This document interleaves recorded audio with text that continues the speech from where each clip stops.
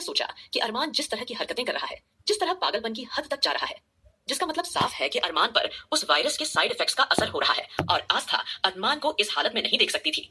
इसलिए उसने सोचा कि भले ही अरमान ने उसे कुछ भी करने से मना किया हो, लेकिन अब वो इस तरह हाथ पर हाथ रखकर चुपचाप नहीं बैठ सकती। इसलिए उसने मन ही मन तय किया कि उसे अपना यह मिशन गुपचुप तरीके से पूरा करना होगा। वो घर पर किसी को इस बारे में कुछ नहीं बताएगी और नानी माँ से मिलने के बहाने वो उस क्लब में ब्लैक डेविल से मिलने जाएगी, वो भी बिना किसी को पता लगे। उसका पूरा दिमाग इस वक्त बस इसी उधेड़पुन में था कि वह किस तरह से अरमान की जान बचाई जाए। हैरान सी वो अपने ही ख्यालों में काफी देर खोई थी। तभी मारिया ने आस्था के ख्यालों को चकनाचूर करते हुए कहा, क्वीन, आप उस क्लब में अकेली नहीं जाएगी, मैं भी आपके साथ उस क्लब में चलूंगी। कहते हुए मारिया के एक्सप्रेशन फिर डार्क हो गए, जिस पर आस्था ने भी हामी भरते हुए अपना सर हिलाया। अब दोनों ने एक साथ क्लब जाने का प्लान बना लिया था, लेकिन तभी मारिया को दरवाजे के बाहर कुछ कदमों की आहट सुनाई देती है। आस्था के चेहरे पर चिंता के एक्सप्रेशंस आ गए और उसकी आंखें अपने आप में परेशान सी लगने लगी थी और वो बेचैन होकर सोचने लगी, कहीं किसी ने उनकी बातें तो सुन नहीं ली। ये सब सोचकर उसकी दिल की धड़कनें तेज होने लगी थी। उसने अपने आप को जैसे तैसे कंट्रोल किया और आस्था दरवाजे की ओर कदम बढ़ाने लगी। उसने जैसे ही दरवाजा खोला तो देखा कि राधिका, रश्मि, रौनक, साथ साथ वंशिका और एंजेल सभी मारिया के कमरे के बाहर कान लगाए उन्हीं की बातें चुपके से सुन रही थी। उन सब पर नजर पड़ते ही फौरन ही आस्था के कदम मानो जहां थे वहीं पर जम से गए। उसकी आंखें चौड़ी हो गई और उसका दिमाग तेजी से घूमने लगा। अचानक उसके दिमाग में खतरे की घंटी बजने लगी। उसने तुरंत ही बाकी सबको अंदर बुलाते हुए हकलाई आवाज में पूछा, आप लोग यहाँ क्या कर रहे हो और आप सबने क्या क्या सुना है? आस्था खुद पर काबू करते हुए काफी शांत बिहेव कर रही थी। तभी रश्मि ने सख्ती के साथ माथा सिकोड़ते हुए उससे पूछा, आस्था, हम जानते हैं कि हम तुम्हारी कोई खास मदद नहीं कर पा रहे हैं, लेकिन इसका मतलब ये तो नहीं कि हम तुम्हें इस तरह मौत के मुंह में जाने देंगे। हम जानते हैं कि मारिया दीदी काफी ज्यादा स्ट्रांग है, वो एक साथ कई लोगों का सामना कर सकती हैं, लेकिन शायद तुम भूल रही हो कि उन्होंने अभी हाल ही में एक बच्चे को जन्म दिया है और उनकी हालत इतनी भी ठीक नहीं है कि वो वहां जाकर दुश्मनों का मुकाबला कर सके। क्या तुम्हें लगता है कि मारिया दीदी का शरीर मारपीट झेल पाएगा? नहीं आस्था, मुझे ये बात आकाश को वापस जाकर बतानी होगी। तभी एंजेल भी हामी भरते हुए तपाक से बोल पड़ी थी, हाँ, मुझे भी ये बात अविनाश जी को बतानी पड़ेगी। सभी लड़कियां अलग अलग तरीके से कहने लगी थीं कि वे अपने अपने पतियों को आस्था के इस प्लानिंग के बारे में सब कुछ बता देंगी, जिसे सुनकर आस्था के चेहरे पर अचानक मायूसी छा गई, मानो उसे उनकी बातों का बहुत बुरा लगा हो। अचानक आस्था के एक्सप्रेशन सख्त होते चले गए। उसके चेहरे के कोने कोने पर तेज गुस्सा नजर आने लगा था। वह उन्हें देखते हुए हल्की नाराजगी से बोली, आप लोगों को क्या लगता है कि हम क्या कोई पागल इंसान है जो इस तरह से अपनी जान को जोखिम डालकर उस क्लब में मौज मस्ती करने जा रहे हैं? आस्था की आवाज भर आई थी और वो एक दर्द भरे एक्सप्रेशन के साथ बोली, रश्मि दीदी, हम अपने पति की बिगड़ती हुई हालत नहीं देख सकते। आप नहीं जानती कि आज हमने उन्हें किस हालत में देखा है। हमने उन्हें लाशों के ढेर पर खड़े होकर हंसते हुए देखा है। क्या आप जानती हैं इसका क्या मतलब होता है? अब जैसे ही आस्था ने ये बातें कही, सभी लड़कियां पूरी तरह से डर गई थी। तभी वंशिका एकदम से बोल पड़ी, लेकिन आस्था, तुम आखिरकार क्या करने की कोशिश कर रही हो? अगर तुमने खुद देखा है कि अरमान भाई का पागलपन बढ़ता जा रहा है, तो ये वायरस के साइड इफेक्ट्स की वजह से हो सकता है।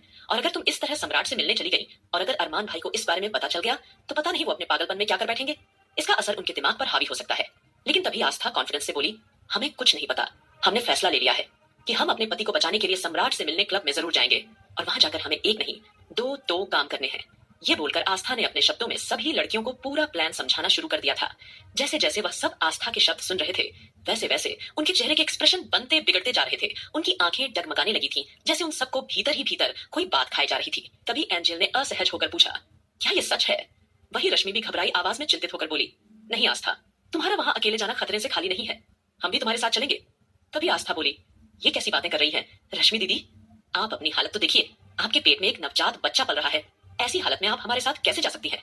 और रौनक, तुम्हें गुनगुन का ध्यान रखना है, हम आप सबको अपने साथ इस तरह नहीं ले जा सकते।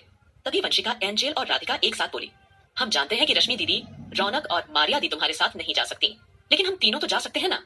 देखो आस्था, वैसे भी वहां हमें कोई नहीं पहचान पाएगा। हम फ्रेंड्स का ग्रुप बनाकर भेष बदल कर वहां जाएंगे। तब तक तुम सम्राट से मिलने की कोशिश करना और अगर हमें कुछ भी गलत लगा तो हम तुरंत अपने अपने पति को इन्फॉर्म कर देंगे, ठीक है? लेकिन हम तुम्हें वहां इस तरह अकेले नहीं जाने देंगे।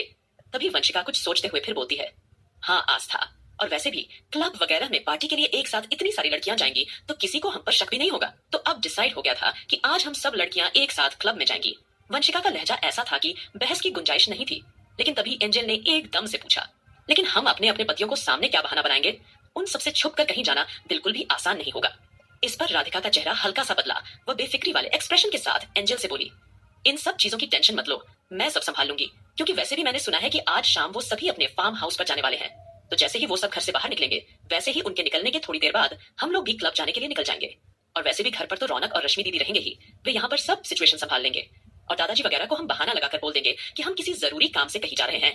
जैसे ही राधिका ने यह खुराफाती आइडिया दिया तो ये सुनकर सभी ने एक दूसरे की तरफ आश्चर्य से देखा और हाँ में गर्दन हिलाई, क्योंकि कहीं ना कहीं उन्हें भी ये आइडिया काफी पसंद आ गया था। फिलहाल अब देर न करते हुए सभी लड़कियां इस प्लान की तैयारी में जुट गई थीं और सभी मारिया के कमरे से बाहर की ओर जाने लगी। लेकिन तभी रौनक की हड़बड़ाई आवाज ने अचानक सबक्का का ध्यान खींचा। रौनक उन्हें रोकते हुए जल्दी से बोली, देखिए, आप सब इस तरह से जा रहे हैं तो मुझे बिल्कुल भी घर पर बैठना अच्छा नहीं लगेगा। और वैसे भी यार, मैं न्यूली मॉम बनी हूँ। आई नो, मुझे इस तरह से अपने बच्चे को अकेले नहीं छोड़ना चाहिए, लेकिन उसका पिता है ना, वो उसे संभाल लेगा यार। और वैसे भी मुझसे ज्यादा अच्छा ध्यान तो आहान उसका रखता है। उसे बच्चे का डायपर चेंज करना आता है, उसे कपड़े पहनाना आता है। मुझसे तो ये सब कुछ हो नहीं पाता है। मैं तो एकदम कंफ्यूज हो जाती हूँ। कभी कभी तो मुझे लगता है कि फ्यूचर में आहान मुझसे भी अच्छी माँ बनेगा। फिलहाल वैसे मेरे पास एक बेस्ट आइडिया है। ये बोलकर वह कुछ कहने लगी। रौनक के मुंह से निकले शब्दों ने वहां खड़े हर एक शख्स को हैरानी में डाल दिया था। उसका आइडिया सुनकर सभी के चेहरे पर जबरदस्त चमक आ गई थी। रौनक ने अपनी बात जारी रखते हुए कहा, मुझे लगता है कि जब हम सबको अपने बाहर जाने का कारण बताएंगे तो कोई भी हमें नहीं रोकेगा और उन्हें पता भी नहीं चलेगा कि हम एक्चुअली कहाँ जा रहे हैं। तभी राधिका एकदम से बोलती है, तो एक काम करते हैं कि आस्था को भेज देते हैं ये बात बताने के लिए। अब ये सुनकर आस्था की प्यारी सी आंखों में कुछ कंफ्यूजन दिखाई देने लगा था। उसने अगले ही पल माहौल नॉर्मल करने की कोशिश की। ठीक है, ठीक है, मैं समझ गई हूँ कि आप लोग मुझे उस क्लब में अकेले नहीं जाने देंगे। इतना बोलकर आस्था अब तुरंत ही स्टडी रूम की ओर जाने लगी थी। हालांकि उसका इरादा इस वक्त अरमान को फेस करने का नहीं था, क्योंकि अरमान का अजीब सा व्यवहार उसे काफी हद तक हैरान और परेशान कर रहा था। लेकिन तभी एंजल आस्था की सिचुएशन समझते बेचैनी के साथ आगे बढ़ी और दिल में एक झिझक लिए उसने आस्था के बालों से हिलाया। वह उसको देखकर मुस्कुराई और बोली, गोरी, तुम जानती हो कि तुम हमारी जिंदगी का कितना इंपॉर्टेंट हिस्सा हो। जितनी इंपॉर्टेंट तुम हमारे लिए हो, उतना ही अरमान भी इस फैमिली और स्पेशली तुम्हारे लिए तुम्हारी जिंदगी का सबसे इंपॉर्टेंट हिस्सा है। मैं जानती हूँ कि वो कुछ अजीब बिहेव कर रहे हैं, लेकिन शायद तुम भूल रही हो इस वक्त उन पर क्या बीत रही है, वह कितने दर्द में है। और उनको इस दर्द से बाहर निकालने के लिए ही तो तुम अपनी जान तक दांव पर लगाने के लिए तैयार हो गई हो। तो तुम्हें अपने ही पति का सामना करने में कैसा डर? यह सब कुछ तुम अरमान की भलाई के लिए तो कर रही हो। एंजल के दिलासा देने वाले शब्दों को सुनकर आस्था थोड़ी देर के लिए झिझकी, पर अंत में उसके चेहरे पर एक मुस्कान आ गई। कहीं ना कहीं आस्था की आंखें भर आई थीं। उसने तुरंत एंजल को गले से लगा लिया था और उसे बोली, थैंक यू एंजल भाभी, यू आर ग्रेट। आस्था की आंखों में उस समय वहां मौजूद हर एक शख्स के लिए रिस्पेक्ट और चेहरे पर आभार की मुस्कान थी।